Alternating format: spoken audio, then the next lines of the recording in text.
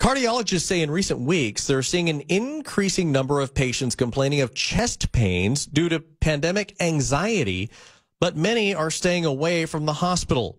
Joining us on the KOGO News Live Line, Dr. Fahmi Farah from Bentley Heart Medical Center. Good morning.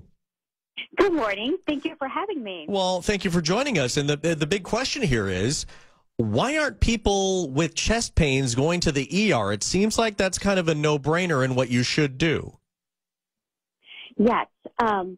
This is a big problem we are facing nationwide. A lot of people are very much fearful of going to the emergency department, even in the setting of a heart attack, simply because they're worried about contracting the virus.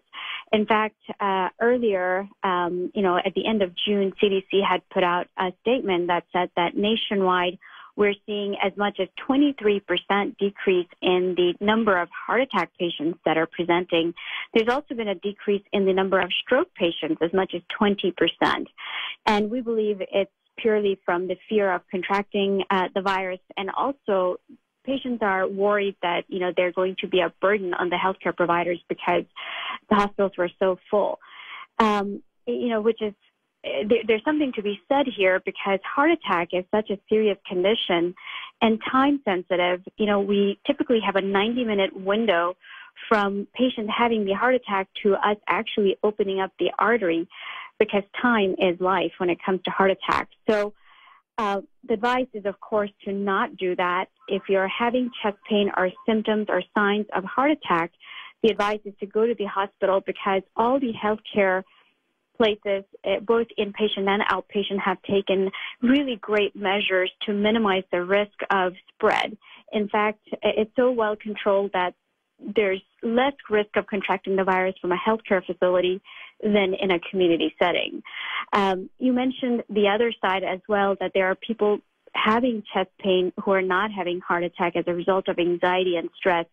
That is true. We are seeing a lot of patients who are very anxious. They're watching the news all the time, and they are experiencing, anxiety and panic attacks, which can present very similarly to heart attack. But and honestly, until you get evaluated, you really don't know which is it. So my advice would be, if you're having any symptoms of chest pain, you do need to be evaluated until proven otherwise. On that note, we're also seeing a few patients. There's something called stress cardiomyopathy. The other name for it is Takotsubo.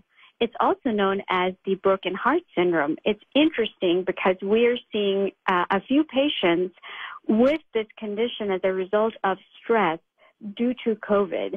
It's a form of heart failure, when your heart just doesn't beat as well anymore. It doesn't function very well. And this requires medical attention. It requires the proper cardiac workup and medications. So we're seeing a wide array of heart conditions as a result of COVID. People who are contracting COVID, COVID is very much so affecting the heart.